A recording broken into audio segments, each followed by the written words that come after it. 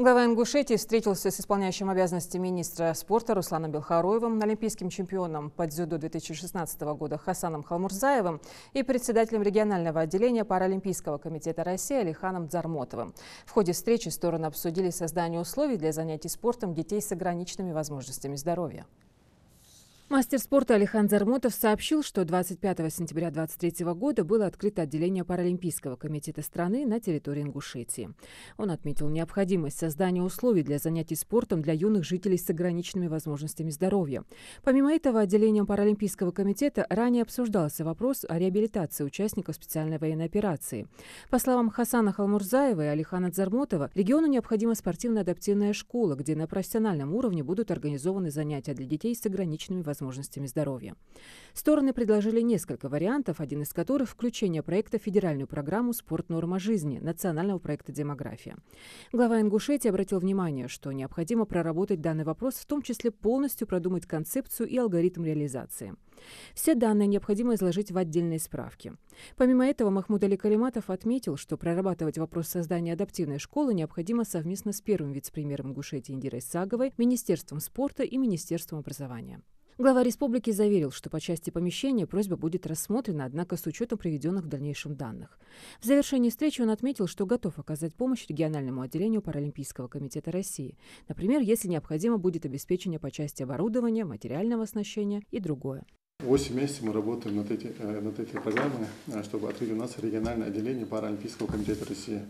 То есть, чтобы у нас создать условия для того, чтобы могли заниматься дети, слабовидящие. Это общественная организация? Общественная организация, да, как филиал идет. Угу. И у вас устав?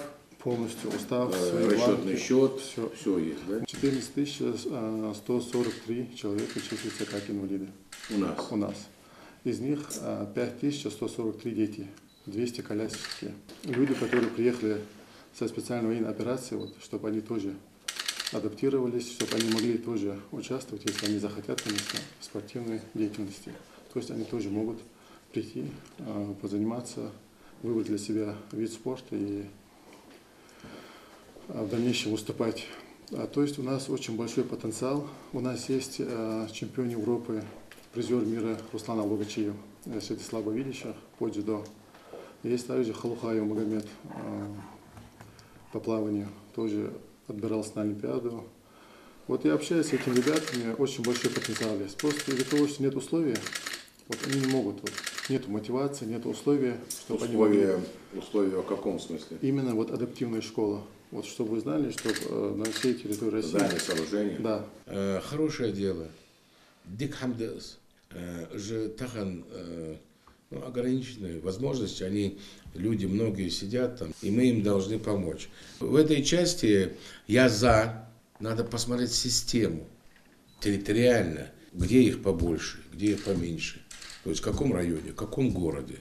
И тут уже, исходя из этого, надо изучить спортивные объекты, учебные объекты, потом там даже пандус должен быть, потом там нужен, наверное, транспорт какой-то. Мы там выделяли автобус, он у нас стоит, они когда нужно звонят, забирают, там ездят, мы выделили в свое время им. По зданию мы в этой части посмотрим. Если мы найдем какого-нибудь там инвестора или мецената, может быть, мы и возьмем здание. Но одно здание построить его нельзя. Я понимаю, соревнования общие, когда это можно использовать любой ФОК. А вот где им тренироваться, это надо небольшие залы, посмотреть, где это можно для них приспособить, чтобы пандус был, чтобы зайти могли. Паралимпийское движение, оно очень важно. Оно везде есть. Чтобы вы вот этим занялись. Возьмите, выработайте алгоритм, систему, изложите мне это письменно, отдельно, что это такое сперва, в справочном порядке. А второе, значит, вот нужно вот это, и будем смотреть, что мы можем для вас сделать. Республика, я лично вникну в это.